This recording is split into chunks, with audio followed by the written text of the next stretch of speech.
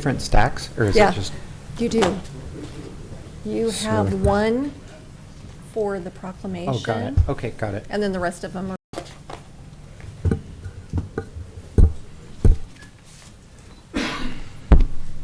Huh, what's going on here? I can do it. It's over by you. I'd like to call to order the July 9th meeting of the Garden Grove City Council. Madam Clerk, would you like to call roll? Councilmember Brightingham.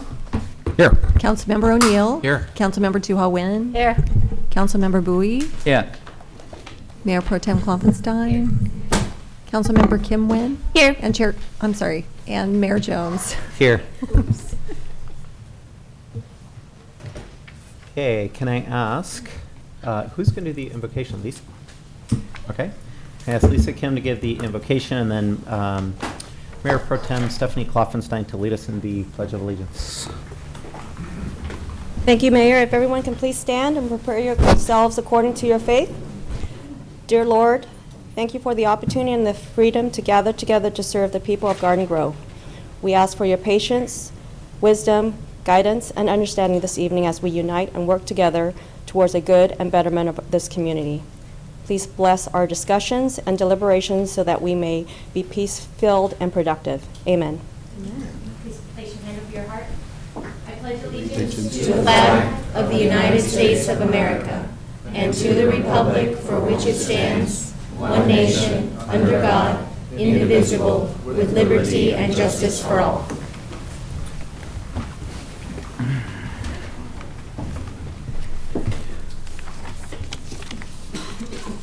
Alrighty, that takes us on to presentations. We have one. So 1A is a report from the OC Human Relations Commission as presented by Christian Lopez.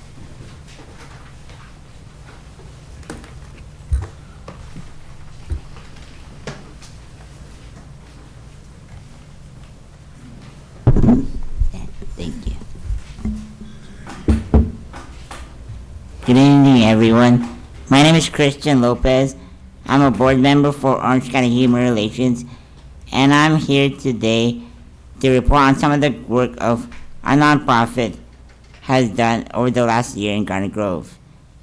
We believe that all people have a right to live free from discrimination and violence, so we provide programs to create safe and respectful communities.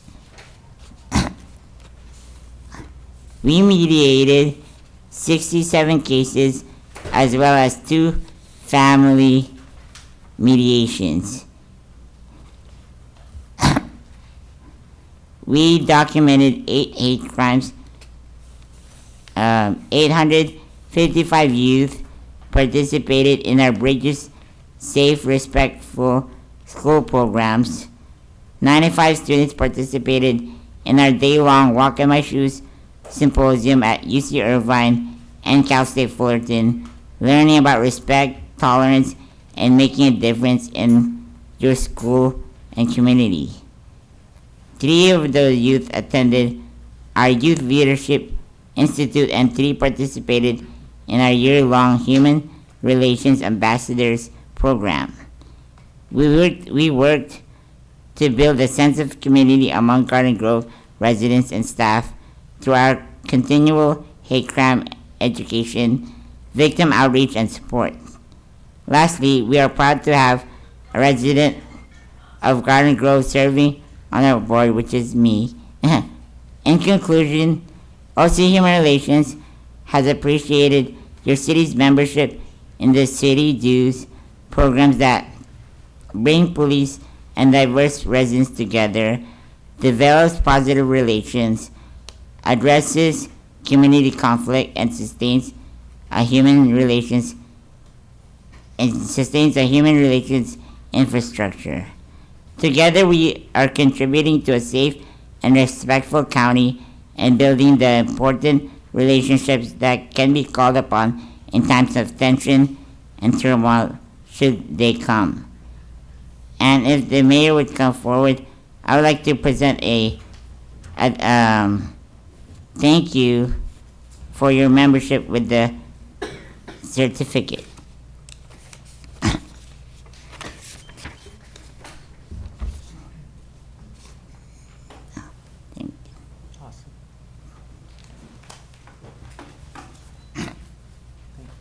you. being here. Thank you for.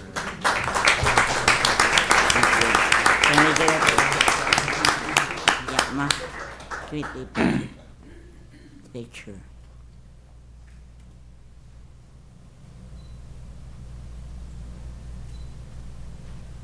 Thank you. Should we maybe turn around so we get all of us? Sure.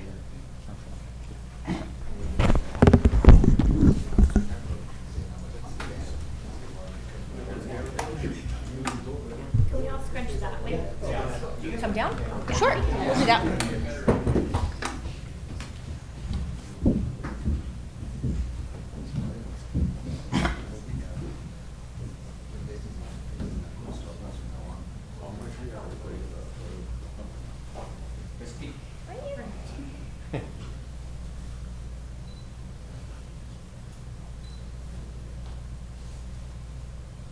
Two of us stand up. Thank you. Okay, thank you, Christopher.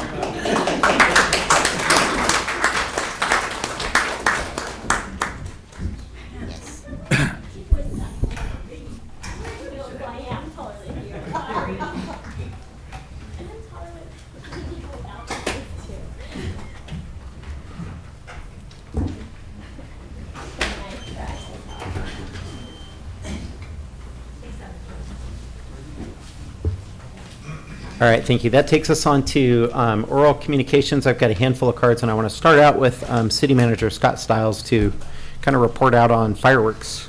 Yes, thank you, Mr. Mayor, members of council. So we have, our next meeting on July 23rd is canceled, and so we won't have a meeting until that second Tuesday in August.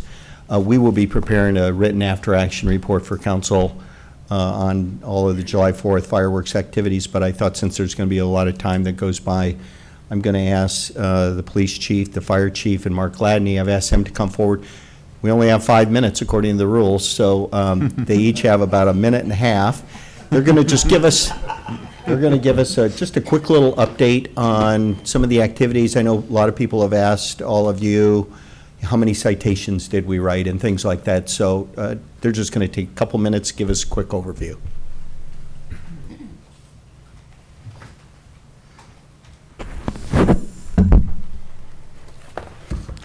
Good evening, Mr. Mayor, members of council. So 4th of July was pretty busy for the police department. However, leading up to the 4th of July, it had appeared that the activity had calmed down a little bit. We weren't seeing as many dispatch calls leading up to the 4th. However, I did pull some statistical data from that day, and we had a 7.5% increase in dispatch firework calls that we were sent to. We did have a 27.5% increase in officer self-initiated field activity regarding fireworks. Total dispatch calls for 2019, including the officer-initiated calls for service, was 218 calls regarding fireworks that night. That was just for July 4th. We track statistical data July 1st to July 5th. And total firework calls, which also included the 4th of July, was a 6.8% increase for a total of 284 total firework calls that we responded to. We had citations. Well, I'll talk about administrative citations first. The administrative citations, we issued out 75 administrative citations that night. It was a 5.6% increase from the year before. The citations from citizen calls, the citizen calls for service was down 32%. Now there's issues with that. The influx of calls that were coming into our 911 dispatch and non-emergency numbers were stacking, and usually by the time the officers get to those specific types of calls, it's over. However, citations from self-initiated activity was up 26.1% for a total of 58. We gave 17 citations for citizen calls that night. So total, 75 administrative citations were issued. Now, I talked about before, I really couldn't discuss, and I know some of the community was wondering, what were we doing proactively as a police department up front into this? And obviously for safety reasons, because I was using undercover officers, I wasn't going to discuss that with the community members. So I will tell you that we went on a positive approach on the internet, and we were focused on buying illegal fireworks. So we were able to administer 6 administrative citations during that operation for the week leading up to the 4th of July, and we seized over 250 pounds of illegal fireworks for that. So, and all our block parties that night, we did a check on them along with fire. We had no issues to report. Thank you. Good evening, Mr. Mayor, Council. So we were pretty relatively slow leading up to the 4th. We did have a couple incidents on the 4th. So actually on the 4th of July, we had 7 dumpster fires all on the 4th, and that's from discharging fireworks into the dumpsters. We had no major fires. We did have 2 medical aids, but both those medical aids, the people took their own self to Garden Grove Hospital, POV, but we had to respond there and take them from there to the burn or the trauma center. Basically, one victim had a mortar blow up in their hand, and the other person had a mortar blow up in their face. So they did take themselves to Garden Grove, and then we transported them as well. Some of you asked, on Sunday, we did have a pretty significant fire down in Brookhurst, Westminster area. That was not related to any fireworks whatsoever. That was just a accident, and it's under investigation right now, but no pertinent to the fireworks. Thanks. So for animal care, we had 2 officers who were working in the city. One started their shift at 9:30 in the morning, and the other one ended their shift at 11:30 at night, responding to animal-related calls that were received either through our voicemail system or through the police department dispatch. During the day, staff received many phone calls, voicemails, and emails. However, only 6 of those calls resulted in needing a field response. And those were for 2 loose dogs, 2 dead animals, 1 dog bite, and 1 injured animal. From July 1st to July 8th, ACS received 9 calls for loose animals and 14 calls for animals that had been found in the city.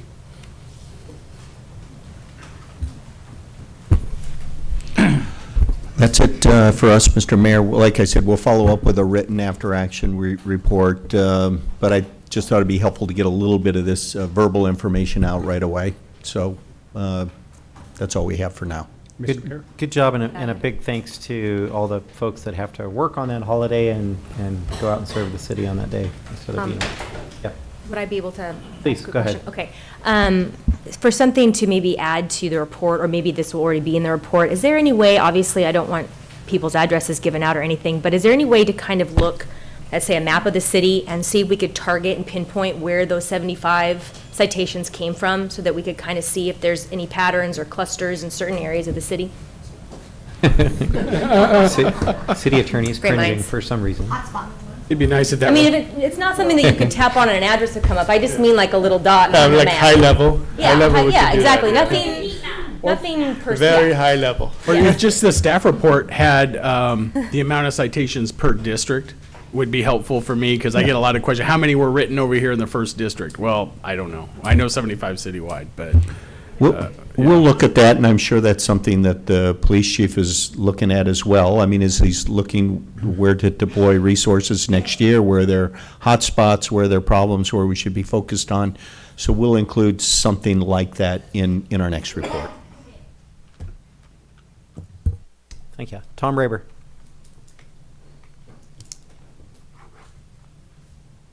It's summertime, so I'm growing my hair long again, so I have to do a little laugh. Staff report. Is it a good information or information that looks good? There's a difference. Just today, there was an article about Garden Grove staff report about the police. It's 3.1 million, 6.4 million.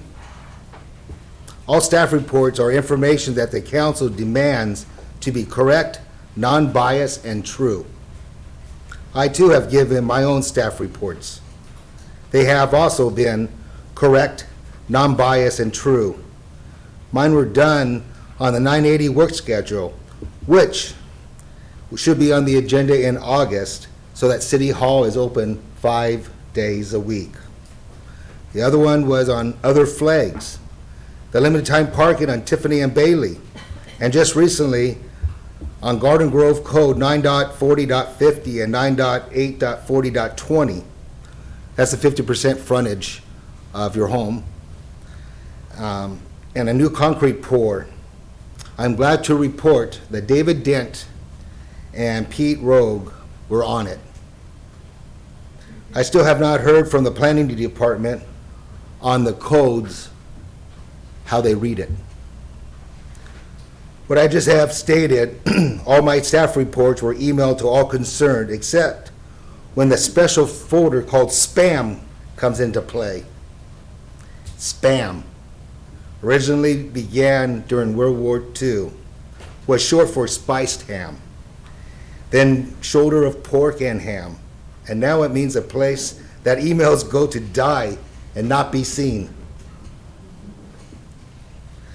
Well, these emails I have been sending for over 2.5 years were there until my last email 2 days ago. This is spam. And please, for the person sending it, please check your spam folder. Just so you know, I just talked to Anan, and I'm happy to report, it's not part of my speech, that the Garden Grove website now has a drop-down for code enforcement. You're welcome. Lastly, fireworks. Since the sale of fireworks on July 1st to the last day of July 4th, West Garden Grove has been a war zone. Fireworks were lit on the 1st, 2nd, and 3rd of July.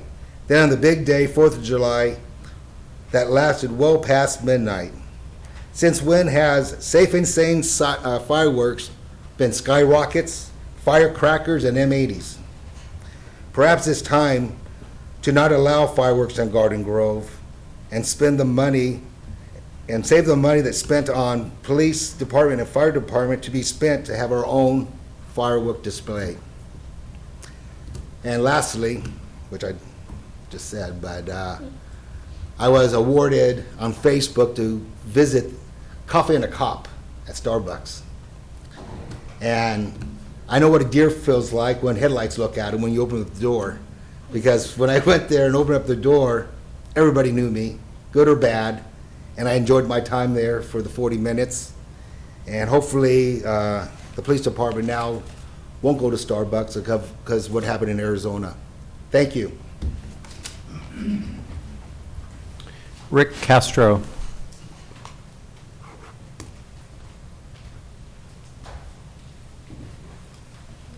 Good evening, Mayor and Council.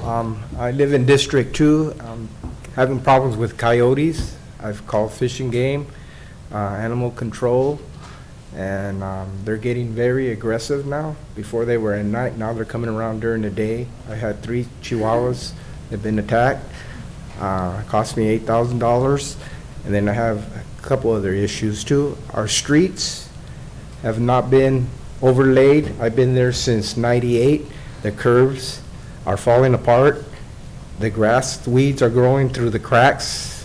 And another thing is homeless on Magnolia and Catella is getting very bad.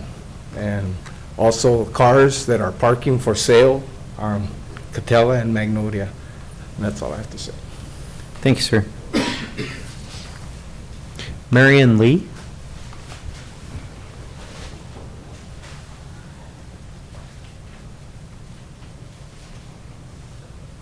I have all these photos. We can keep it.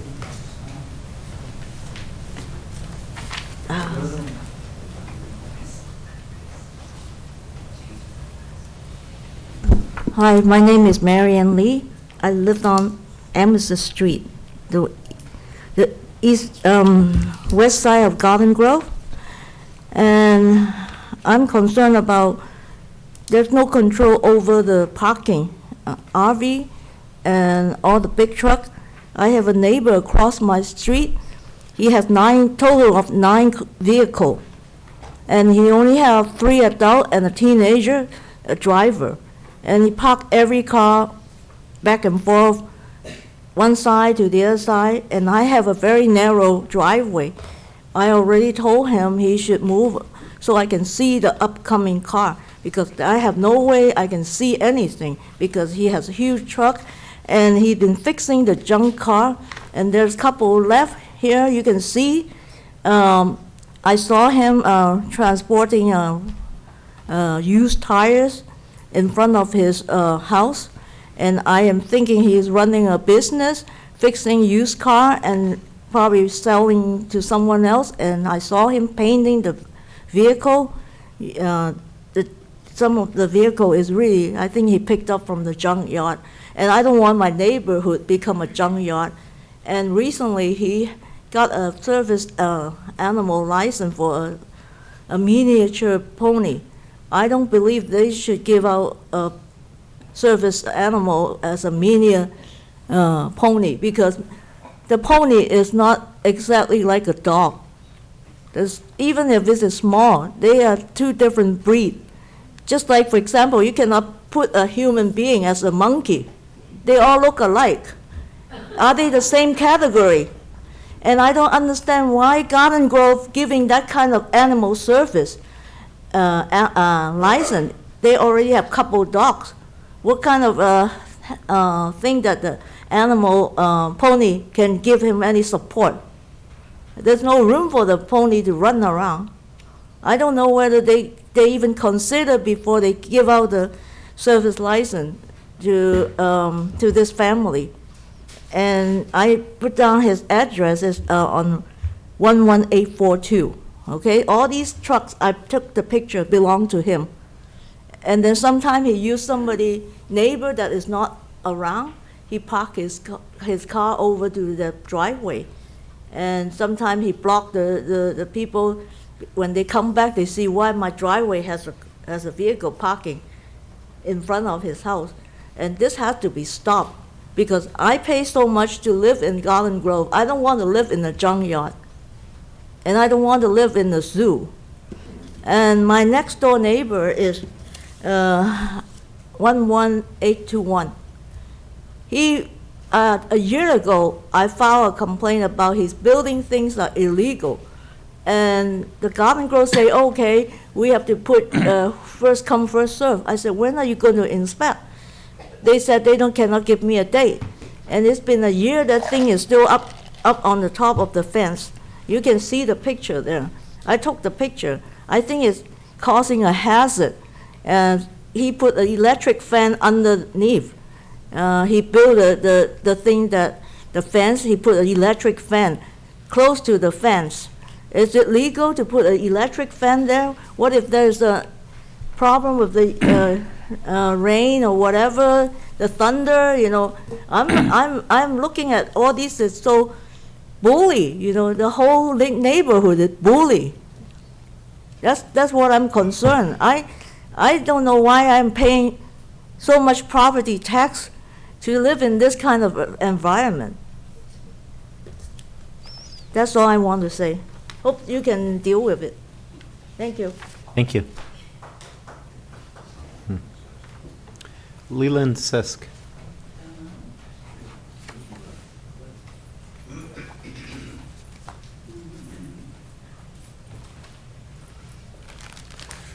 Mr. Mayor, council members, and city staff, 3 quick items. I sent an email early this afternoon, relates to something that the city council of the city of Downey did. They passed a city ordinance making illegal to feed animals in the city's parks. We need to do that. I see people many times out here by the library feeding the ducks, even though there's signs saying don't do it. I'm sure the ducks and the birds don't eat all the bread, so the coyotes will be very thankful. Same applies to people who feed the feral cats. What the cats don't eat, I'm sure the coyotes are very thankful. I sent the link for your consideration. Item number 2, I spent 13 months in Vietnam. I have seen enough fireworks for the rest of my life. These fireworks fell in my front yard and my backyard, these little pieces, this July 4th. Mr. City Manager, you can have those if you'd like. I live on a cul-de-sac. My security cameras picked up people on one end of the street that set up 3 step ladders in the street and were firing fireworks. This is not the first time they've done it. I'm going to post that video on my personal website sometime in the not too distant future. I wish the city would do something about this. I am sick of it, and I will not put up with it anymore. I'm not going to stay in this city for July 4th until and unless the city gets a handle on this. As someone mentioned, from July 1st, my birthday, all the way up until July 5th or 6th, it's nonstop. It's like a war zone. It's like I'm back in Tuiwa in rocket attacks, mortar attacks. I don't want to put up with it anymore. I just don't. Item number 3, I hope the city council is taking a look at the RV ordinance that I asked to be enacted. I still don't understand why it's okay for someone to pave right up to the property line and park a motorhome that's 11 feet tall when I can't even put a storage shed within 5 feet of the property line. How is that possible? Even if the city doesn't do it in one fell swoop, start somewhere. How about if we say, okay, you got an RV parked on the property line, it can't stay there 6 months in a row without being moved. It can stay on your property, I don't know, 15 days a month? You have to do something. How about starting with an ordinance that says you can't pave right up to the property line on any side of your property? You can't put a building there. I don't know what you could possibly do with it. But it's time that this madness stopped. I did another count of the RVs in the Garden Grove. It's not gone down. It's gotten there's slightly more. Please. Those are my 3 items. Thank you very kindly. Patrick O'Connor.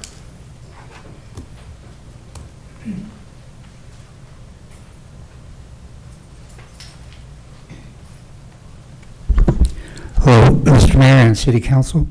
My name is Patrick O'Connor. I grew up here in Garden Grove for 56 years. Address used to be 11782 Medina. Currently, the last 2 years, I'm homeless. I do have a job, I work, I just can't afford to pay rent. I'm wondering what the City of Garden Grove could possibly do to help the homeless. There are county grants and funding you can get through the county to build a shelter. If a city doesn't build a shelter, then the police cannot legally enforce camping or trespassing laws according to a federal court of appeals ruling. So I was wondering if you would consider maybe a homeless shelter in an industrial area of Garden Grove, if the county put up the money. That's all. Thank you. Thank you, sir. Nicholas Dibbs.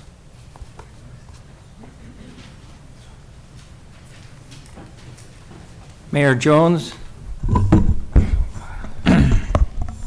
It's not going to stay. Okay, there we go. Mayor Jones, members of the City Council, my name's Nicholas Dibbs. I'm a longtime resident here in Garden Grove, graduated with honors from Pacifica High School, went on to become a science teacher at Cal State Long Beach. Out of the 30-some plus thousand students at Cal State Long Beach, the year I graduated, they selected myself for the Community Service Award given to one student out of the whole university. So I have a track record of trying to help other people. When I became a teacher, I then worked in about 4 different school districts, including Garden Grove Unified, where I worked for over 16 years. I then ran for the school board back in 2016. And I'm here because we just celebrated the 4th of July on the 243rd anniversary of the founding of our nation. Today, you opened your meeting, as you do each meeting, with the Pledge of Allegiance, which is also said each day in public schools across this city and across the nation. And when we take the oath to the pledge, to our flag and to the Pledge of Allegiance, it means something. It's not just lip service. It means that people like Leland, people like my grandfather who flew B-17s during World War II, people who fought for our country deserve a democracy and a republic, not a banana republic. And what I'm concerned about is the erosion of our democracy, erosion of our principles on the integrity upon which our country was founded.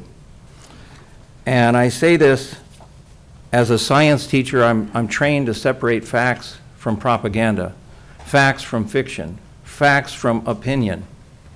And the facts are that when I ran for school board, public funds were used by a public agency to influence the election, and it wasn't right. and I should say allegedly, but the facts are the facts.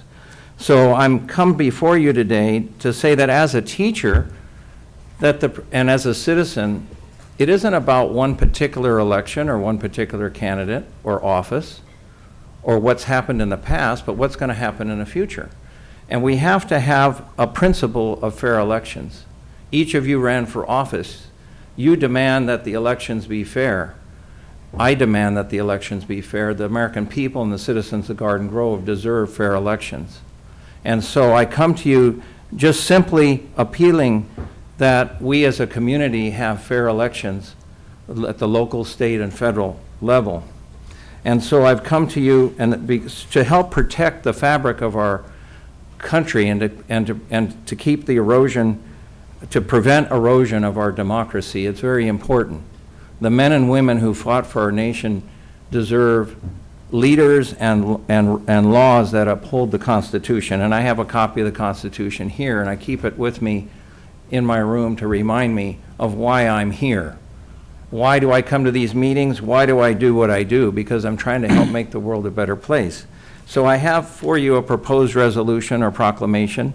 Whereas the mayor and city council of the city of Garden Grove recognizes and upholds the importance of having fair elections to help foster and protect the principles of democracy and proper governance upon which the United States of America is and was founded as a republic for we the people, be it resolved that the city council affirms and declares that no taxpayer funds for public agencies, no public agency staff time and/or resources should ever be used in any way to possibly influence and/or possibly be perceived as influencing any public elections.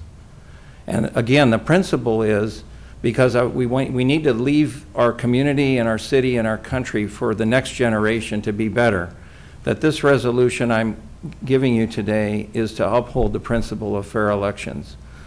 And it's not about me, it's about the principle of fair elections. So I submit this proclamation to you. I only have one copy, and I'll give it to the city clerk and ask her to please distribute it to you later. Madam Clerk, thank you. And I appreciate your time listening to this. It is very important. And let's continue on as we have to help make our community a better place. Thank you for listening. Thank you. And that concludes oral communications. We will recess and go to successor agency business. Madam Clerk, would you like to call roll? Member Breitigam? Here. Member O'Neill? Here. Member Tu-Ho Nguyen? Here. Member Klopfenstein? Here. Member Kim Nguyen? Here. Vice Chair Bowie? Yeah. And Chair Jones. Here. We already did oral communication simultaneously with City Council. Moves us on to consent items. We just have two, receive and file, and the warrants. Do I have a motion? I'll make a motion. Second. Call to vote. Motion received, 7 yes votes. Matters from successor agency members. Seeing none, we will adjourn back to City Council. That takes us to consent items.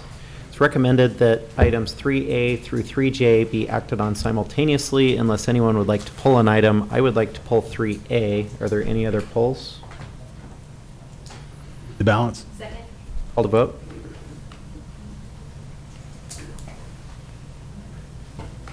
Motion received, 7 yes votes. Takes us back to 3A. So 3A is adoption of a proclamation honoring His Holiness, the 14th Dalai Lama, on the occasion of his 84th birthday. We were blessed 4 years ago to have His Holiness Dalai Lama himself come visit us for his 80th birthday celebration. That was quite a blast, and we got to host an event here in town and hear him speak and tickle us with all his words of wisdom, and it was a wonderful experience. He later came back a couple years later and visited Orange County again. He sure does stay active and healthy and travels a lot, and we wish him the best of health in his 84th birthday. I would like to bring forward, if I could, my friend Nice Nardini and the monks that you have visiting, and maybe maybe you could share with us a little bit about who they are and what they're doing here in town.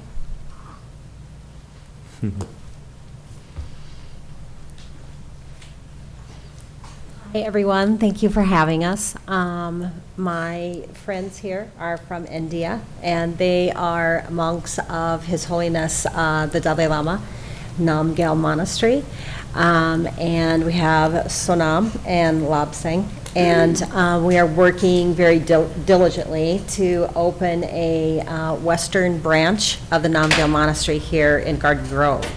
And so they've arrived at the kind of mid-May, right? And so we're doing a lot of meditation free for the community and being able to host events at our offices and just kind of get our ground game going. So thank you so much for letting us come to your community. And would you guys like to say something? Or not so much, okay.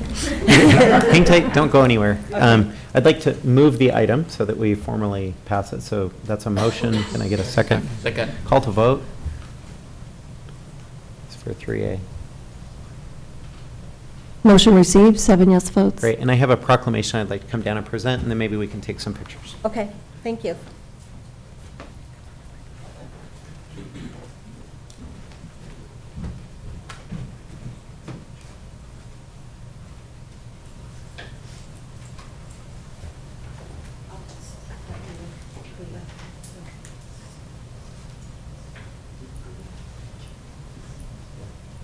Okay, wonderful. Can we go maybe back here? If you insist.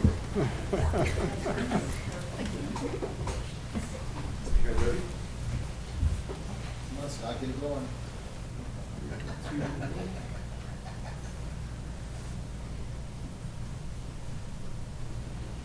One more.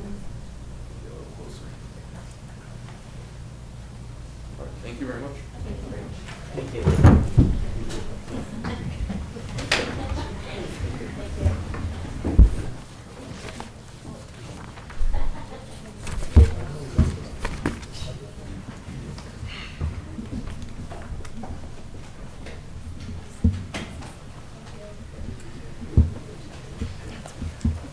Oops, I just turned off my,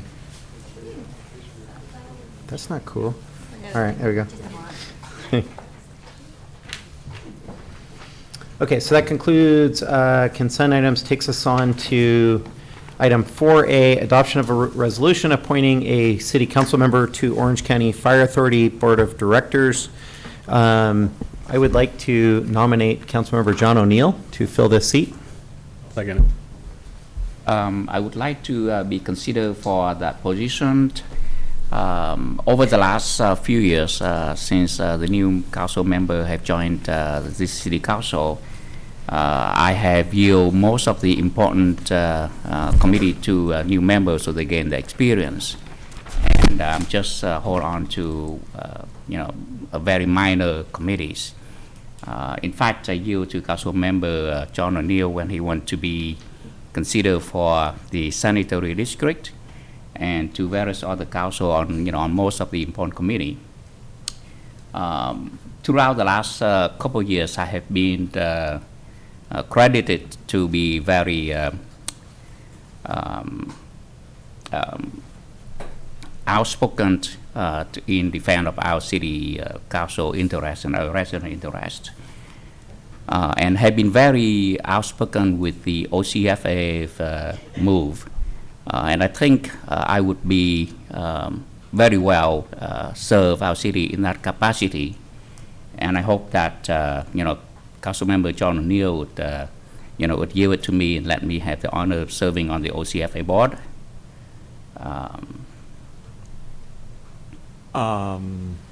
Well, that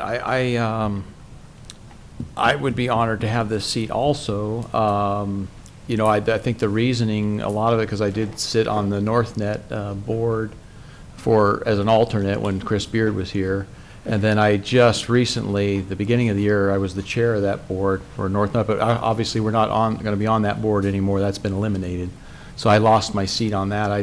other than sanitary district, I am an alternate on the sanitation district, but I have yielded a lot of other appointments. I think we would all do well on that. I mean, there's not one of us that couldn't sit on that. But I've done a lot of research, just like you all have, and I think that it would be a good fit, because I've worked with the different fire authorities in Orange, Anaheim, Garden Grove over the past couple of years, serving on NorthNet, and I know their training, the way they train. I know the money that's spent for that. I know their daily routines. I know in depth of what we're going into with the Orange County Fire Board. And I was open to come here tonight and see who is, I know the mayor expressed interest in me being on that a few council meetings ago, or actually after he made the appointment, that I'd be a good fit. And, I don't know, the mayor nominated me for it. I'm willing to take it, not to say that we couldn't rotate it, or I'm sure there's an alternate position. There's no alternate? Okay. Yeah. So I think it is very important for me, and I stress this again to my colleagues. I have viewed all of the important council committee to all of you when you first joined our city council a few years ago. And at that time, I'm the most senior council member, but want to build consensus among all of you. I give all of the important committee to all of you guys, all 4 new members. This OCFA committee is important to me. I believe I'm better equipped to represent Garden Grove in that capacity. And it's just a matter of fact, I understand that you have other relationship with, with other committee in the past. But it's not about that previous relationship. It's about serving our city and be fair. I have yielded to all of you guys when important committee come first, and I'm qualified. I believe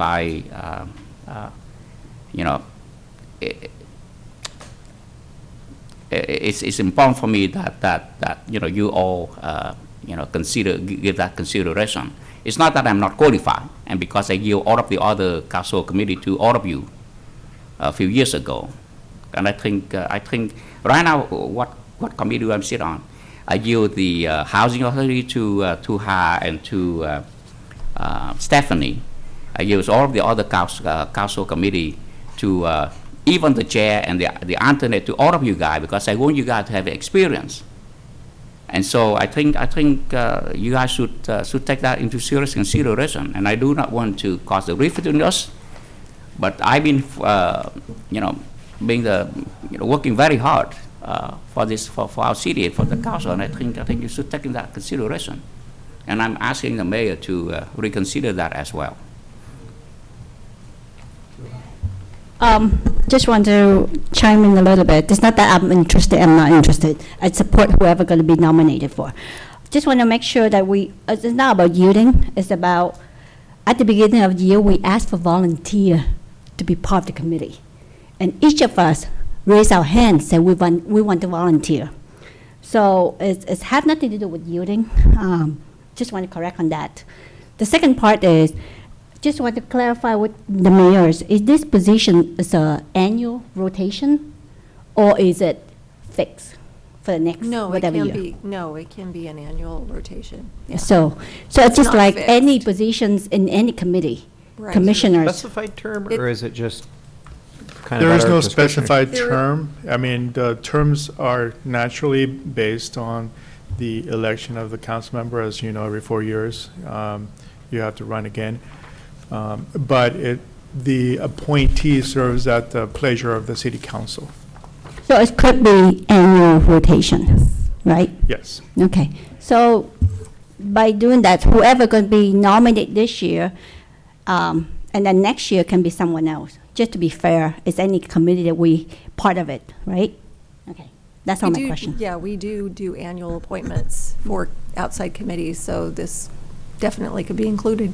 Okay. That's all I have. Thanks. To my colleague Fat, I think we could all do a good job on that. I've been nominated, it's been seconded. I feel that I can do a very good job at this board position, and, you know, I've been nominated and seconded, and I have support, and I just feel that, you know, for me to defer that it wouldn't be right on my part, for myself and for the city. We all take these commissions, like you said, voluntarily. We volunteer to do these different things, and they do rotate. So I don't, no offense to anyone on this panel. I mean, I think we'd all do a good job, but, you know, I'm here to say that I would love to do this, have this appointment, and I would do a good job for the city of Garden Grove. And I take these matters very seriously when I sit on a board about attendance and doing your homework and being prepared when you go into these types of things. So I'm not sure what else to say. It is a regional board. I've deferred some of my positions to let people do what they wanted to do, and I just feel in this case the mayor had interest in me doing it, and I don't feel like I should defer. So thank you. Yeah, I do like the idea, Councilwoman Tuha had. I don't necessarily know if it's annual, but biannually I think would be a good thing to look at. Maybe annually, I don't know, but I do like that idea, rotating. We can not necessarily rotate, but in 2 years have another vote and see if somebody else wants to do it, and maybe John's tired of it by then, or Fat wants to do it at that point, or maybe Kim, or so, who knows? But yeah, My concern with the annual is that there is a certain level of training, I believe, Right. that needs to happen. That's why I thought 2 years So if that would be seems like a better. lot to have to go through annually, I'm not opposed to it per se, but I think that that's just something to keep in the back of our heads. That although it might be easier and seem more fair for us, if we look at the OCFA side of things, it might be hard for them because they don't really have any traction. It's a revolving door of people. That could be maybe difficult for them. I think that it feels like maybe we didn't do our due diligence to figure out what the term limits were, what the parameters are. So maybe that needs to be hashed out before we make this decision. That's also something to think about. well, I think we can do that after the appointment. We can make the appointment and then decide. Why does it have to be John first and Fast next? Why can't why can't it be the other way around? I'd like to chime in because I was also interested in the position, but I'm willing to yield it to Councilmember O'Neill. I think that I have confidence in you to attend those meetings. Not that I don't have it in Councilmember Bowie, but the mayor has already motioned to nominate John O'Neill, and there's a second on the floor. So I'm confident in his ability to perform, and I think that if we rescind that nomination in motion, it's to say that we don't believe that he's capable of doing it, and I don't want to do that particularly.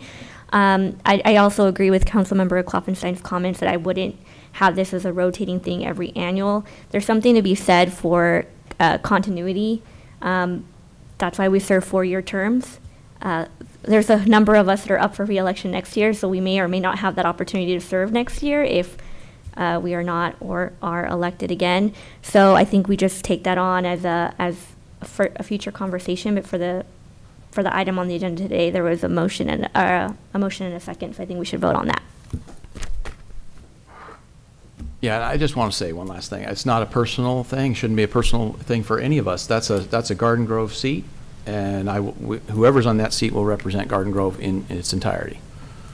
I just want to wrap it up by saying that these things are always weigh heavy on me, because in this case, we actually had 4 out of our 7 colleagues that sort of expressed strong interest in it, and then that kind of puts us all in an awkward position of how do we mull through this. It's a new assignment, it's a new board, it's a new seat. So just to be very clear to all of you, I don't mean any disrespect to anybody whatsoever. It's just John approached me kind of early on this, and I said, sure, I think you'd be great on it. And I committed my support to him, and I think he'll do just fine. I think any of us could do just fine, but that's just where I started. He expressed having an interest in getting some regional board exposure in the county, and I said, by all means, I like the thought of spreading it around. And Well, I think in the future, Mayor, I think you should listen to us all before you commit to anyone. Because if you just heard one person express interest and you can give the commitment to that person, I think that's not really really fair. I said it one more time. It's very important to me. I fought very hard for it. I would like really hope that I will be given the opportunity this year for it.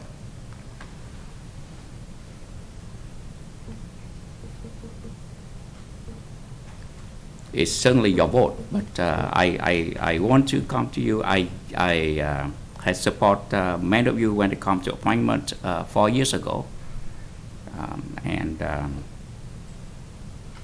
If I'm not qualified, then of course, you can say that fact. You think, we think you are not as good as John, then okay, I can go with that. But if you think I'm as qualified as John, I think I deserve the opportunity to serve OCFA this year. I just want to reiterate, I don't think it has anything to do with qualifications whatsoever. And I can assure you that Stephanie wanted it every bit as much as you're saying you want it. Kim wants it every bit as much as you. So I've been hearing about this for the last 6-8 weeks, and I didn't come to some conclusion just the first one that asked me or that kind of thing. I mean, for me, it's thought through. I would like to support John. I'd like to support John stepping up and taking a leadership role on a regional level for our city, for our board, and I picture he'll be a good fit on this board. So it's not that any of the rest of you wouldn't, and it's not in any way disparaging, but I can assure you, you're not alone in the 4 of you that wanted it, really wanted it, and I was afraid of this because I didn't want any weird, awkward tension. But there is a motion and a second on the floor. I would guess, if I could count, that there's probably a sufficient number of interest to move forward. So I'd like to call to vote.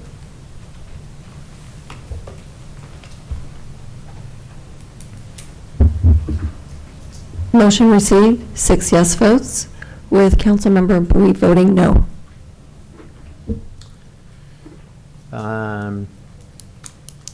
Takes us on to item 4B. This is appointment to fill the vacancy on the Traffic Commission that was continued from our last meeting. I would like to nominate an applicant by the name of Kevin Hurley, who is a lifelong Garden Grove resident and has also worked for OCTA for the last 30 years, so has a strong background in transit, knows the lay of the land, knows our streets, and so I'd like to make that nomination. I'll second that.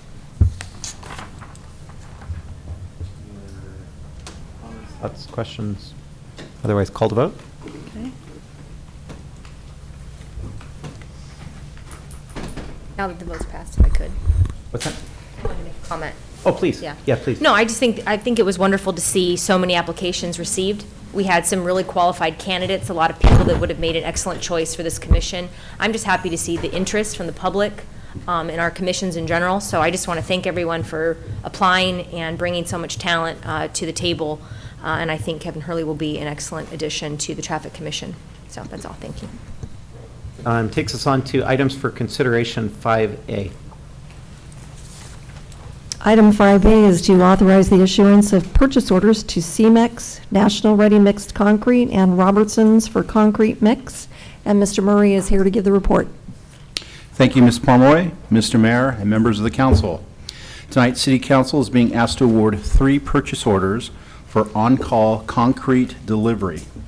Those are to CEMEX, National Ready Mix Concrete, and Robertson's Ready Mix. Per the quoted prices for a typical project in the city, the staff will seek to use CEMEX as the primary vendor and use National and then Roberts as backups, quotes, should the need arise. Staff received and opened 3 bids earlier this year and determined that CEMEX was the lowest responsible bidder. Should council decide to award these purchase orders tonight, Public Works can begin using them next month to do concrete work. It should be noted that purchase orders are not to exceed amount of $135,000, and that is for all 3 vendors, and that is per each fiscal year. We do have the ability to renew those for the next 5 years. This purchase is included in the street maintenance budget for the next 2 fiscal years, and there's no additional funding required. This concludes my report, and I'm available should you have any questions. Thank you. Any questions of staff? Motion. Please. Call the vote.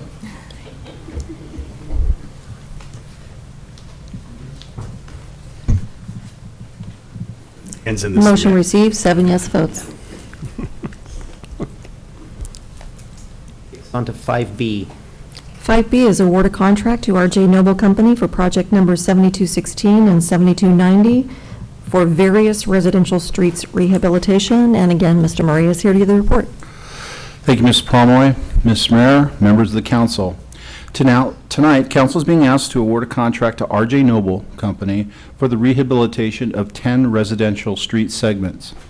Those streets are as follows: Larson Avenue from Brooker Street to Bowen Street, Bowen Street from Central Avenue to Garden Grove Boulevard, Deanne Place from Dakota Avenue to Central Avenue, Cyphus Street from Trask to Garden Grove Boulevard, Nelson Street / Palomina Avenue from Westlake Street to south of Century Boulevard, Westlake Street from Trask Avenue to Century Boulevard, Central Avenue from Brooker Street to Cypress Street, Imperial Avenue from Cypress Street to Westlake Street, Allen Way at Imperial, which is a cul-de-sac at Imperial Avenue, and Glenway cul-de-sac at Imperial. These streets are generally bounded by Garden Grove Boulevard to the north, Trask Avenue to the south, Brookhurst to the west, and Taft to the east. This work generally will consist of full-depth reclamation and cement treatment of the base, and then asphalt paving on top. If we're able to, we will just coal mill and overlay those particular streets. Also, if required, we will construct new curb and gutter, drive approaches, repair damaged concrete sidewalk and cross gutters, upgrade access ramps, which are the handicap ramps, and provide signing and striping as required. All of this work is to be completed at a cost of just over $2.1 million. The remainder of the residential streets in the area will be addressed with a slurry seal, and that'll be done with a different contract. Staff received and opened 5 bids on June 27th of this year and determined that RJ Noble was the lowest responsible bidder. Should council decide to award the contract tonight, the contractor can begin work in August and should be complete by the end of the year. This project was included in this year's capital improvement plan and will be paid for with gas tax, Measure M2 fair share funds, and community development block grant funds. This concludes staff's report and I'm available should you have any questions. I would like to motion to approve, but I have a comment. I just want to thank you for throwing in the funding sources. You know, I love when we talk about M2 and other things, grants, so thanks. So motion. I'll second that. Any other questions or comments for staff? No, okay. We have a motion Just say and a thank you. second. Call the vote. Motion received, 7 yes votes. Thank you, Bill. Okay, that takes us on to matters. We do have one agendized item, 6A. This is a discussion on district budgets as requested by City Council, particularly Councilmember George Brigham. Does staff set this up, or do you want to just, do you go? I think you go. Either way. I'm good. All right, so, yeah, I wanted this on the agenda. It had come to my understanding that we're probably the only districted city that doesn't have council budgets, and I think it's something that we should actually have. And I'm not talking major funding. I'm talking, $5,000 that you can get something. If your district has a need, your community has a need, you can immediately address it. If there's a project you want to do in your district to improve your community, you have some funds available to do that without having to come and have an act of Congress, bring it up to a vote every time. So anyway, I'm recommending some oversight on it, obviously. Going to have to go through the city manager. He'll let you know if that's appropriate or not. Some limitations. Obviously, you don't want that money being used for campaigning, mailers, that kind of stuff. So I would like to direct staff to come back with a written document that we can see with some limitations on it, whatever limitations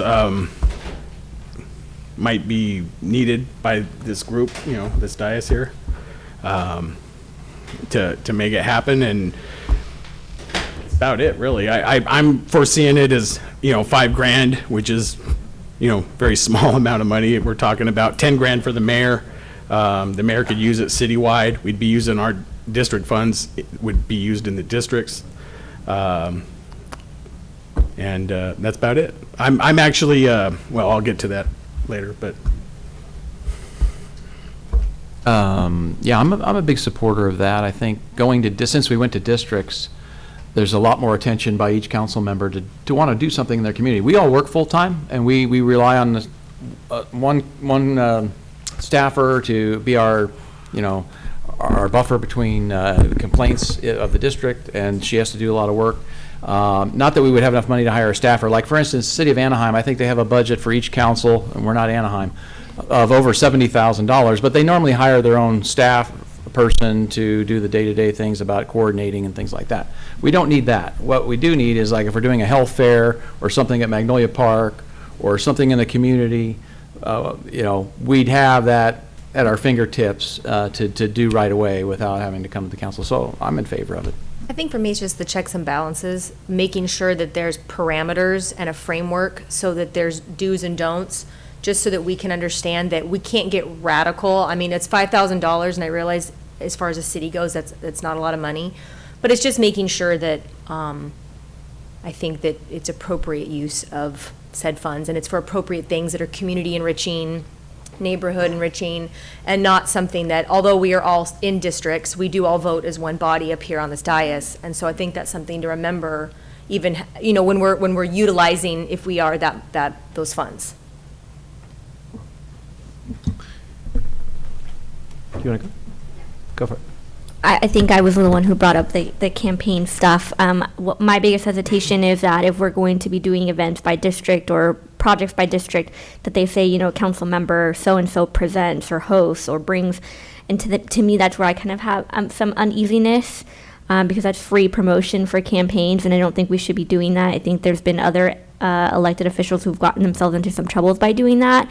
And then I also am curious to know what other cities that have districts, what they have used those funds for, so that we can kind of have an idea of what that looks like. Because I know that anytime I want to have some sort of like event that's promoting health, I always chime over to District 5 and I talk to Councilmember Kloffenstein about it, because I have one park in my district that nobody likes to go to.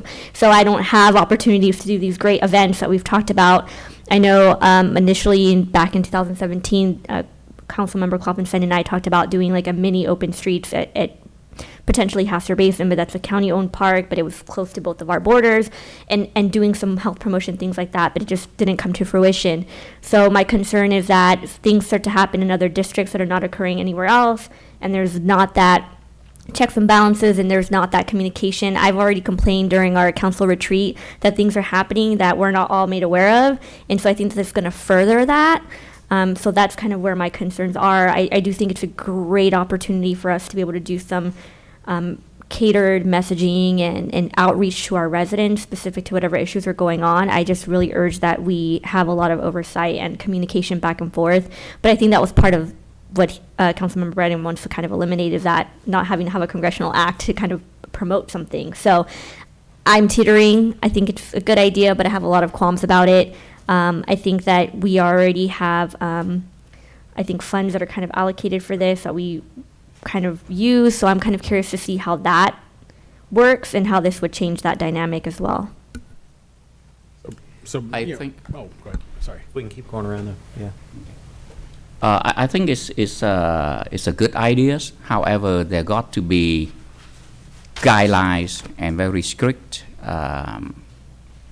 rule in order to govern it. I wouldn't want it to be an open ticket for council member to take advantage of it. I have been very outspoken and critical against a supervisor, a couple supervisors, for misappropriating their county fund to mail out mailers.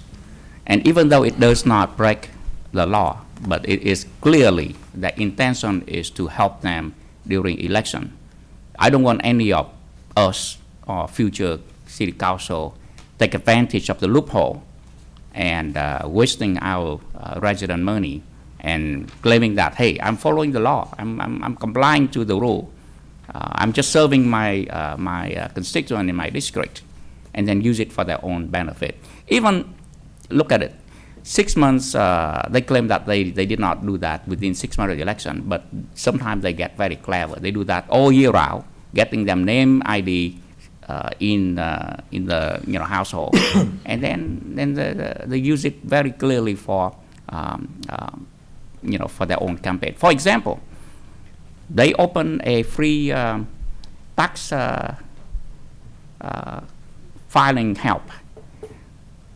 A dozen people showing up, and they mail out tons of mailers, costing us like tens of thousands of dollars. Now, of course, here we only talk about $5,000, but yet it's still a waste of public fund. I do not want any of us have it open to any of us misuse it, whether this us or anyone in the far future. And so I think it's a good idea, but there got to be very strict rule to so that we know that when we do it, there's no we do not cause an eyebrow from the public. Just want to chime in as well, is that before we're moving forward, I think we should do more study to other cities, especially when whatever city have district, and did they have the district fund designated for each district? What they use for, we need to be very stringent and very transparent, because any usage of it can be misinterpreted by constituent. Because each of us is elected official, we get elected in, but whatever we use the fund, even we use for good purpose, we still can get understood by action. So having this is not bad idea, but yet it's going to be open door for some others in the futures, unforeseen. So I think we should ask OMA or city staff to do some survey, see what other city they have, and then come back to us and see what we can adapt or improvise that fit for our need, and yet we stick with the guidelines, abide by laws, and be more transparent. I provided our city manager with a kind of a brief write-up of kind of my vision. When you talk to folks in different parts of the community, you'll hear the same thing. Well, how come all the money gets spent over there?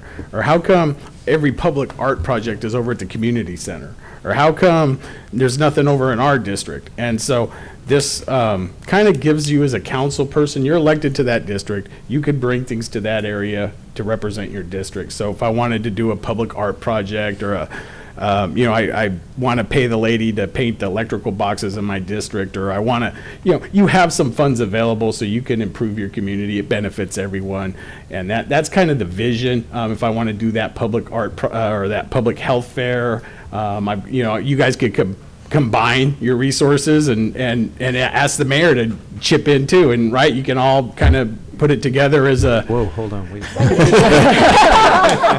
I don't want to put it in. I'm already spending the mayor's money, but yeah, but yeah, it's kind of the vision. I don't think it should take an act of Congress. We've all been elected into office. We're all responsible to our constituents. The oversight in this, obviously, is you're going to have to go to the city manager and the city to write the check. We're not going to have individual checkbooks. And the city manager and staff can tell you, yeah, it's not appropriate use. Or also, but it does make things quicker. We can actually get things done without requiring an act of Congress and debate and hurting feelings. And lastly, it promotes unity in our council because it's less hostility. So. Do we have one? Just the last item, heck. So anyway, I think it's a great idea. I'm hoping to move this forward. So I would like to motion that we would have staff do this. Also come back with the research that Councilman Tu Ha Nguyen had suggested, and Kim Nguyen, I'm sorry. And Stephanie. The other council members have requested.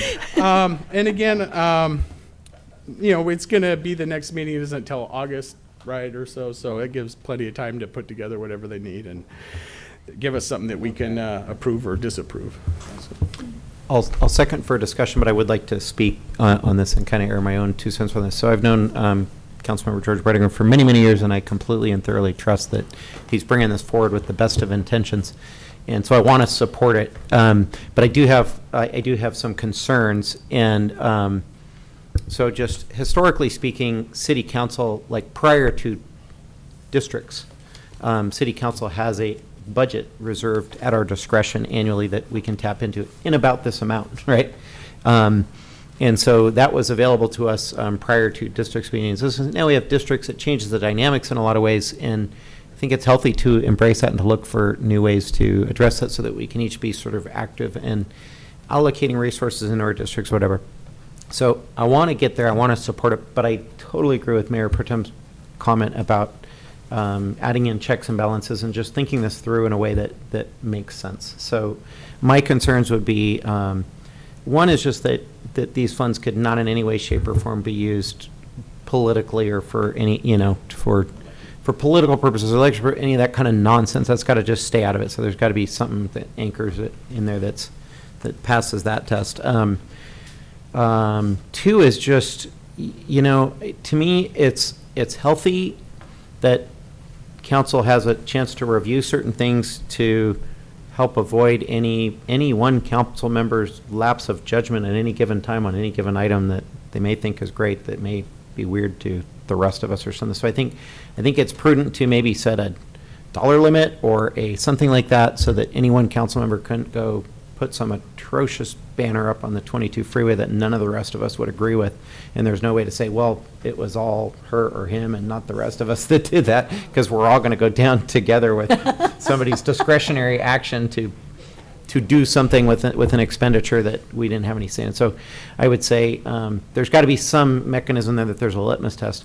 Maybe that's preliminary, maybe that's the city manager, but it also maybe that there's a dollar limit to that, and if it's anything kind of more major than that, then it should somehow come to council for a test, not to try and create acts of Congress. And I get that's part of the pitfall too. So what I'm asking staff to research and maybe help us with is how do we get there so that it's not onerous to do something simple and good-hearted and meaningful within your district, but to avoid the various pitfalls. There's one last one too that comes to my mind, is just the thought of how long does this last? Is it like use it or you lose it within that year, within that 2-year budget cycle, within your whole term? Does the accounting department have to set up separate sinking funds to store these reserves over 8 years potentially, and then boom, you have a 40 grand event for an 8-year council member at the end of their term that was unexpected, and those sort of things, right? Or is there also, and then if they have to be used within a certain time frame, then does that encourage, per Councilmember Bowie's kind of comment about not being wasteful, right? If it's a use it or lose it within a time period, does that encourage us to do wasteful spending on half-hearted efforts within our districts as opposed to doing something more meaningful across the board? So I just want to caution us against all those things and say I'd be willing to try and support this if those things were thought through in a way that made sense. And I think there should be some checks and balances on anything. Certainly, if you want to hire a Girl Scout to paint a utility box and it's several $100 in district, that's a good thing, and who could possibly say that's not cool, right? So it'd be great if, boom, you just had the discretion to do some of these things. I get it, but it's all the other things that could happen. Yeah, all the other things that you could paint on that same utility box that we would not necessarily approve of, or whatever, right? So I'm not pointing you out in particular, to be clear. So I just want to caution. So anyways, we have a motion and a second. I think to clarify the motion, it's to agendize it. Agendize it for voting on them. To bring, coming back with a written document that kind of explains everything we've talking about, the checks and balances, and then also what other cities are currently doing. I know some cities give as much as $70,000 per council member. San Jose, I understand, gives $70,000. They don't have all the problems that you're talking about, and you really do have already checks and balances in play. You got the city manager; it's going to say, I wouldn't do that, and you also have your constituency, because the people in your community are going to tell you if that was a good idea or not, and they're going to vote you out of office if it was a bad idea. So you have that already in place. So, anyway, with that being said, I second it. Call the vote. Oh, Scott, please. Yeah, thanks. Thank you, Mr. Mayor, members of council. I've been jotting down some information that I think will be helpful to some of the conversation going on this topic. So a couple things. First of all, for this council members, you've got two budget packages in the budget already that are part of our biennial budget that we've approved. You've got a small amount of money that's set in there for, you guys have lots of certifications you have to get, and you have to go to events and things like that. So there's a small amount of money set up for if you've got to go to Sacramento for something, or you need to attend the League of California Cities in Long Beach, or whatever it might be. We set a small amount of money for your certifications, travel, things like that. Then we have, kind of coincidentally, you have, and maybe that's kind of what you were thinking, Councilman Brightingham, is we have also a council contingency package of approximately $40,000. That's in the budget right now each year. So under your scenario where you'd say you might allocate $5,000 in each district and then maybe $10,000 to the mayor, that's $40,000. You found me out. That's where I got that number. Okay. So a couple things related to that. I am glad that comments were made about, using money, checks and balances, all that, because really most of the procurement that we do when we buy stuff, we buy services, professional services, all of that, it can be bureaucratic, but for the most part, it's designed to make sure we're doing things the right way, and we're not giving contracts to our little brother or something like that. So, and just to let you know, and I've got to do a little more research on this, but by my recollection, so for example, for professional services contracts, anything over $1,000, I think has to go through some sort of purchasing process that we have to go through. You've got to get bids or whatever you're going to do. Even if it's under $1,000, and I hate to say this, but we do have rules for indemnity and protection for the city. So say, for example, with all the best intentions, you want to give a little money to a Boy Scout troop or a Girl Scout troop to do some work on behalf of the city, to paint some utility boxes, and God forbid something happens, the city's going to have some, under potential liability that I know the city attorney behind me is probably having a heart attack about.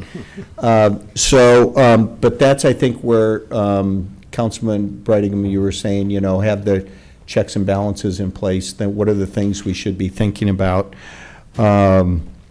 Related to, there was some discussion about carryover funds. One of the things that we do every year in the budget, as you all know, each year, we've approved a 2-year budget, but at the end of this year, when we go into the second year of our biennial budget, one of the ordinances or resolutions that we approve is to carry over any funds that the staff recommends for future projects. So every year, we have to bring forth ordinance for you to approve to carry over money from one, even though we're doing a 2-year budget, from the first year to the second year. Just to keep that in mind as we're thinking about things. So what I will probably do, a couple comments. I will probably assign Sean Park in our office to do some of the research, talk to some of the cities our size, I think. You talk about San Jose and Anaheim, and they're at a little different level than we are. But at least looking at some of the other cities comparable to us, what they might do. Specifically districted cities. Yeah, right. So we will have Sean start to do a little work. As a city manager, I'm not particularly excited about trying to tell a single council member that the other 6 may not like what you want to do. So I'm not too thrilled about that prospect, if that's what it would come to. So we should think about that a little bit as well, about kind of what, and so we'll try and give some thought to all of that stuff, and we've got a little time now, a month and a half, before we come back at our next meeting. So hopefully we'll kind of come up with some thoughts, some parameters.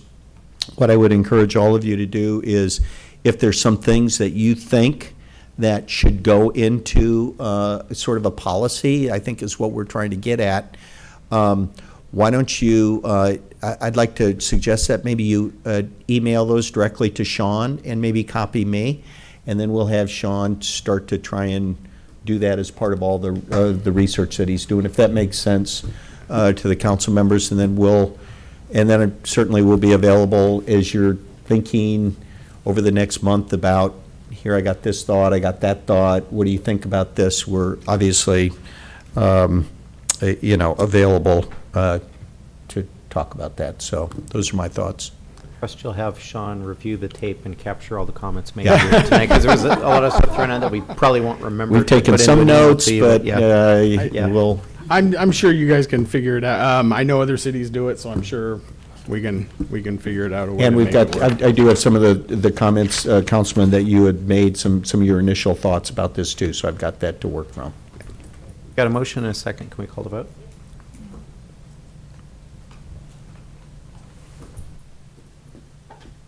Motion received, 7 yes votes.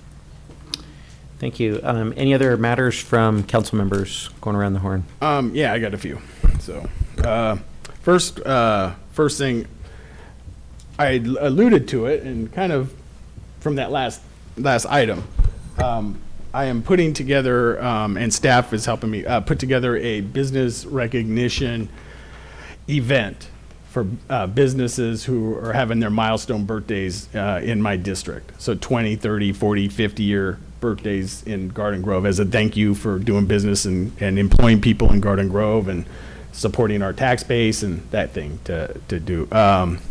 So I initially was hoping to go down to 10 years, but when they did the initial run, just in my district, there was 3,600 businesses.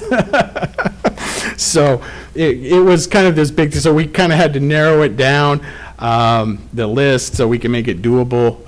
Got it down to about 100, and we're probably going to narrow it down a little more. But with that being said, I am planning to put that together. It's probably going to cost me, about $200 of money to print up the certificates and do the things. But, that's one of the things I'm trying to get off the ground. Once I get this thing going, and I'm hoping the mayor will come to the event and present the things and shake hands and kiss babies and that kind of things with us. I'd like to put it out to the other districts and kind of a game plan, cookie cutter type of thing, so you can decide if you want to do it in your districts or not. It's just too big to do a citywide thing like this. It just really is. You're talking tens of thousands of businesses, and I don't think it can be done personally, but citywide. But anyway, I just wanted to let everyone know that I am working on that. I want everybody to know what I'm doing and working. I don't want anyone to be surprised. I think I've talked to most of you about it already anyway. So give you a heads up on that. Fireworks, 4th of July, off the hook. I mean, just off the hook. It was like being in Beirut. I literally had a guy, must have been 1 block over from me, just lighting them off constantly for about 2.5, 3 hours nonstop. Better than the Disneyland show, for sure. He must be really rich, because he was blowing up a lot of money. I get that there is no real support to ban the safe and sane fireworks. Matter of fact, I'm not for that either. I think safe and sanes and the illegal fireworks are two separate issues. But there's got to be a way to deal with this problem. And I've been racking my brain, what can we do? Enforcement is probably our only real tool. And, the chief was here earlier, gave his brief report. 75 citations, that ain't cutting it. It really isn't.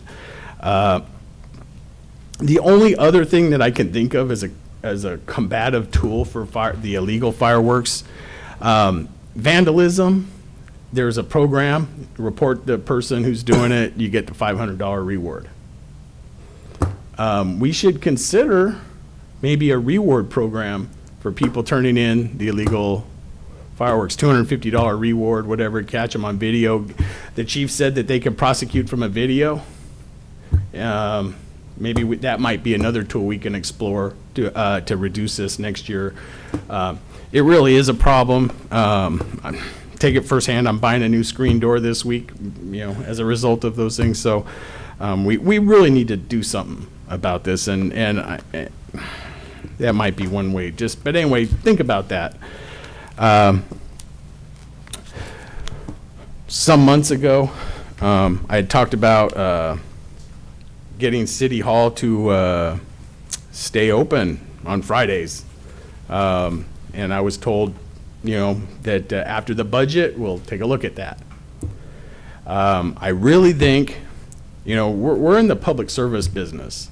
We're not into keep the employees happy business. We're into public service. Our community needs to be taken care of.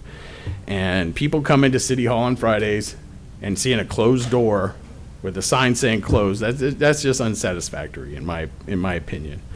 So now that the budget is over, the budget process has been done, I'd like to start looking.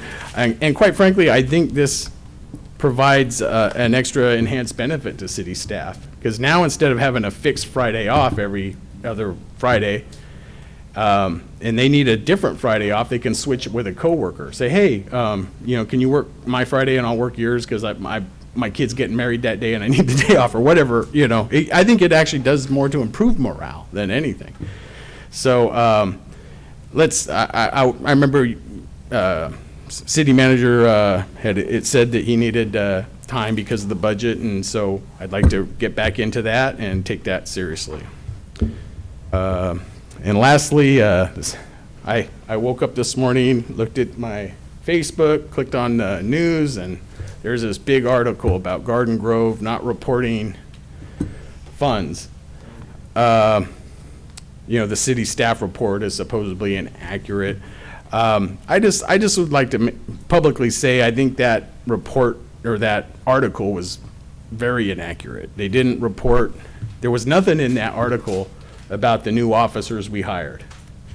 There was nothing in that article. I mean, it was just totally disingenuous at best. And you can read between the lines. I think the guy writing that article was very frustrated because Santa Ana spoon feeds that reporter everything.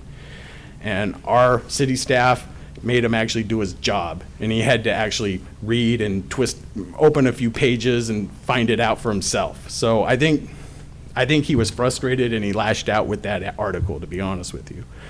But very disingenuous, so I'd like to get that off my chest. Thank you. So on the firework issue, yeah, I've had a few calls. I was pleased a little bit with the work that was done prior to the 4th of July, because I know in past years it's been a lot heavier, and I like the little sting operations and things they do to catch the really bad players, especially ones that are selling the illegal fireworks within our own city. So that's a good start, it's a good start. But I had some people complaining about mortars in a backyard area where there's a lot of dry brush and then the remnants coming down that are still on fire. So I know we can do better on that. I know we don't have the answer right now, but a good starting point was that before and after, the really bad players that are setting them off well before the 4th of July. I mean, it's hard to catch them on the 4th of July because there's like a 2-hour window. We only have so many officers in the city. It's tough. But I know our police and fire are doing a great job. Number 2, a constituent came tonight from District 2, and I know all of our districts, one of our main issues is finding the money for our city to redo our street resurfacing on the neighborhood streets. That's one of my biggest things is infrastructure in the neighborhoods, surfacing the streets, the curb and gutter that's broken. Maybe we need to look at a 30-year plan on going through most of our city and seeing what it would take to fix a lot of this curb and gutter, because like you said, the weeds start coming up. We're starting to look like, a third world country out there. And then the code enforcement, we're doing a great job now with David Den and his group and everybody on keeping up with code enforcement, keeping your yard up, education on how to keep a yard up, things like that. So every day we're working on that in Garden Grove, at least I am, as far as when someone says, no, I can't do this, I said, why not? And they said, we don't have the money. Well, let me find the money, and we'll balance the budget, we'll cut corners here and there, but we got to fix our neighborhoods. Because if we continue to let it decline, everybody's going to move out. We're not going to want to live here. So that's all I got. I think the fireworks, as the council member George mentioned about the rewarding for reporting the illegal firework, I think that's a good idea. Maybe something we can explore to encourage people to, in the guidelines, of course. Omar, look at me. Every time Omar look at me, making me nervous. Just to make sure that we abide by the guidelines, and of course, I think rewarding, encourage people to step up and reporting any illegal firework activities. And I have nothing but happy early birthday to Council Member Kim Nguyen, because we won't see her until after her birthday. So that's all I have.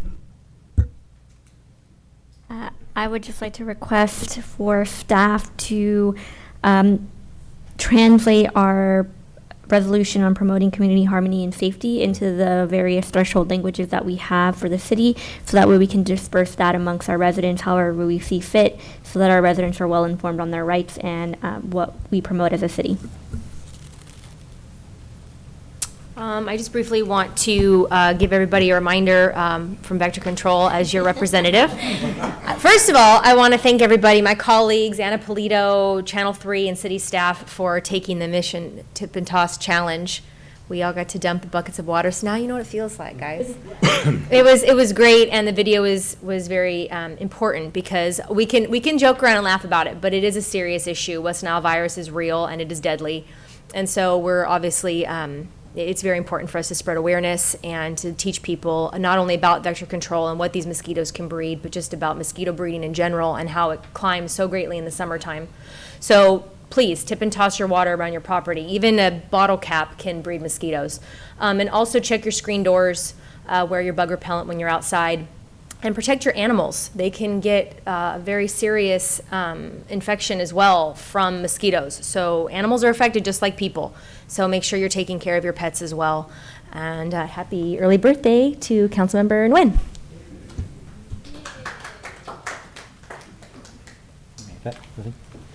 Scott?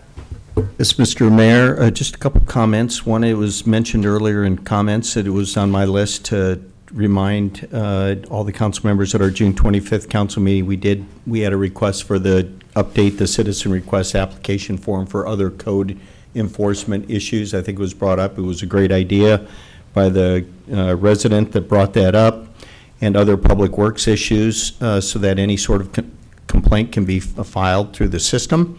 And so both public works and code enforcement had to take on a modest workflow change to kind of clean that up and make that available to residents. So I want to thank the staff for following up on that, and for the resident who came here and suggested that to us. It was a good idea, so you'll see that now when you get it. A couple other things. One, we just received, or should be receiving in our office this week, census material that's starting to come out. So our team is involved in countywide census efforts, and so we'll see. Obviously, we're trying to get material from them, particularly in multiple different languages. That's going to be important to get out to all of our residents. So we'll have more updates to share with you on that. But as we start to get some of the material and see what we've got and what we can distribute, we'll certainly, I'll make sure that we reach out to all of you and make sure you're aware of what we have. I wanted to remind everybody the old Kia dealership began demolition today. So they're demoing that old dealership, and that's to make way for the future phases of Brookhurst 2 and that complete project. Councilman Brightingham, we have not forgot about your, I know we made a commitment to the council to look at the open hours 5 days a week, and so we'll start to look at that. I think, as I said before, it is going to take a little work on our part to really dig. I don't want to just roll something out that's we haven't thought through really good. So it's going to take some work on a lot of different departments really weighing in on what the challenges, if any, are going to be for their departments and how do we manage it, that sort of thing. So we haven't, it's on our radar, and I think at the time we told council, try to let us get, later on in the year after the budget's done to work on that. So we will be working on that. Councilmember Nguyen, the Community Harmony Resolution, we can easily get that interpreted into a couple different languages, and I'll make sure that that's included on our website along with the original English version of that, and we'll get that done right away. So that's all I had, Mr. Mayor. Thank you. Legal counsel, tell us all about it. All right, Ems. So the council and the sanitary district board met in closed session earlier this evening, and there is no reportable action out of that. And number two, the government code does authorize the city council to adopt a reward program for, for identification of perpetrators of crime. It's going to be up to the council to set up, the parameters of that program.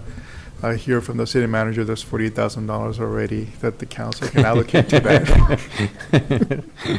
That's all I have. Thank you. Do we have any need for closed session after? No, right? Okay. Thank you. We will stand adjourned.